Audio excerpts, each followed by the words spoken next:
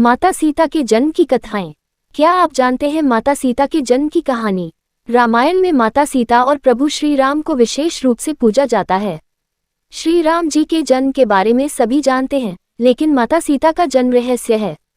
आइए जानें उनके जन्म से जुड़ी कुछ बातें। रामायण को हिंदू धर्म का सबसे पवित्र ग्रंथ माना जाता है। इसके सभी पात्रों का अलग महत्व है। प्रभु श्री राम को हम भगवान के रूप में पूजते हैं और माता सीता को भी उनके साथ हमेशा पूजा जाता है। माता सीता प्रभु श्री राम की अर्धांगिनी थी और महाराज जनक की पुत्री थी।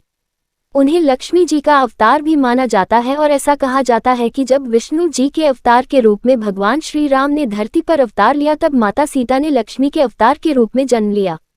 उनकी महिमा ऐसी है कि आज भी प्रभु श्री राम से पहले देवी सीता का नाम लिया जाता है। यदि हम माता सीता के जन्म की बात करें तो आज भी उनके जन्म को लेकर कई कथाएं प्रचलित हैं। सीता जी का जन्म एक रहस्य ही है। आइए जानें माता सीता के जन्म से जुड़े कुछ रहस्यों के बारे में। धरती से प्रकट हुई माता सीता। पौराणिक कथाओं के अनुसार माता सीता भगवान जनक को जमीन के नीचे मिली थी। महर्षि वाल्मीकि जी की रामायण के अनुसार राजा जनक के समय में एक बार मिथिला राज्य में अकाल पड़ गया। ऋषियों ने राजा जनक से यज्ञ का आयोजन करने के लिए कहा, जिससे वर्षा हुई और उनका कष्ट दूर हो। यज्ञ की समाप्ति के अवसर पर राजा जनक अपने हाथों से हल लेकर खेत जोत रहे थे। तभी उनके हल का नुकीला भाग, जिसे सीत कहते हैं, किसी कठोर चीज से टकराया और हल वहीं अटक गया। जब उस स्थान खुदाई हुई तब एक कलश मिला जिसमें एक सुंदर कन्या थी।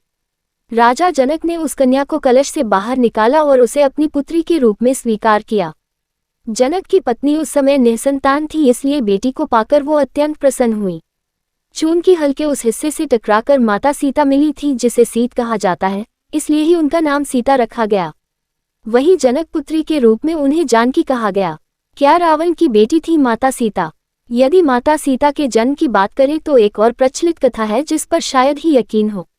दरअसल रामायण के अनुसार रावण ने कहा था कि यदि उसके हृदय में अपनी पुत्री से विवाह की इच्छा उत्पन्न हो तो उसकी पुत्री ही उसकी मृत्यु का कारण बने। इसी बात को सही साबित करने के लिए एक बार कृत्स्मद नाम के ऋषि देवी लक्ष्मी को पुत्री रूप में पाने के लिए हर दिन मंत्रोच्चार के साथ कुश के अग्रभाग से एक कलश में दूध की बूंदें डालते थे। एक दिन जब ऋषि आश्रम में मौजूद नहीं थे, तब रावण वहां आया और वहां मौजूद ऋषियों को मारकर उनका रक्त कलश में भर लिया। इस कलश को रावण ने अपने महल में छिपा दिया।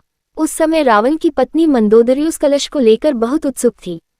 एक दिन जब रावण महल में नहीं था, तब मंदोदरी ने उस कलश को खोलकर देखा।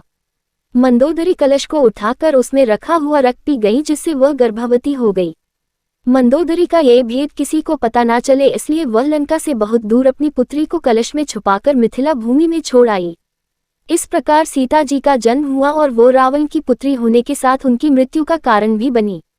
सीता जी के जन्म की अन्य कथा।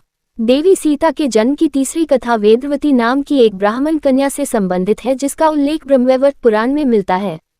इस कथा के अनुसार एक समय वेदवती भगवान विष्णु को पति के रूप में पाने के लिए तपस्या कर रही थी। हिमालय पर भ्रमण करते हुए रावण की नज़र वेदवती पर पड़ी और उसके मन में वेदवती से विवाह का विचार आया। वेदवती रावण से बचने के लिए ऊंचाई से कूद गई और मृत्यु के समय वो रावण को श्राप दे गई कि आगे के समय में वो पुनर्जन्म लेकर रावण की पुत्री बनेंगी और उसकी मृत्यु का कारण बनेंगी।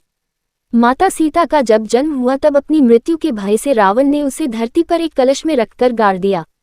माता सीता का जन्म वास्तव में एक रहस्य ही है और उनके जन्म की सही कथा जो कुछ भी हो, लेकिन उन्हें श्री राम के साथ पूजा जाता है।